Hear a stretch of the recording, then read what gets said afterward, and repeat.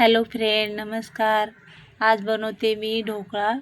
तर बघा, ढोकळ्यासाठी मी घेतले थोडी साखर, मीठ, हळद आणि पाणी सगळे एकत्र मिक्स करून घेतले. त्याच्यानंतर टाकले मी लिंबूचा रस टाकून मिक्स करून घेतले मी. त्याच्यानंतर 2-3 चम्मच घेतले मी बेसन आणि छानपैकी असं मिक्स करून घेतले. मिक्स करून जास्त घट्ट पण नाही, पातळ पण नाही, आपल्याला मीडियम करायचे. आणि त्याच्यानंतर डब्याला लावू तेल.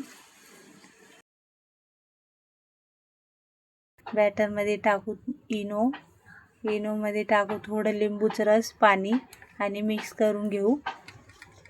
मिक्स करून जास्ती पण मिक्स नाही करायचं, असं मिक्स करून डब्यामध्ये टाकून घेतले मी. डब्यामध्ये बॅटर टाकून घेतलं. साईडला मी पाणी गरम करायला टाकले पातेल्यामध्ये. तर बघा, आपलं पाणी पण गरम झालंय. त्याच्यात वाटी ठेवून घेतली. त्याच्यानंतर डब्बा ठेवलं त्याच्यात आणि परत झाकून 5-6 मिनटं वाफवून घेतले. त्याच्यानंतर साईडला मी ते फोडणी बनवून घेते.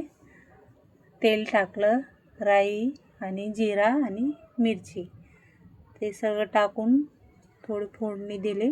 त्याच्यानंतर टाकले साखर, पाणी आणि उकळून घेतले छानपैकी. तर बघा, आपला ढोकळा झाला रेडी. ढोकळा काढून घेऊ परातमध्ये आणि मस्त छान फुगलंय बघा आपलं ढोकळा आणि एकदम मऊसूत झालंय असं. आणि छानपैकी कापून घेऊ असं एक पीस करून.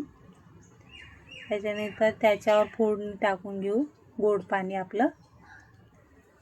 गोड पाणी सगळीकडे असं टाकून घेऊ. झाला आपला ढोकळा रेडी. रेसिपी आवडली असेल तर नक्की सबस्क्राईब करा.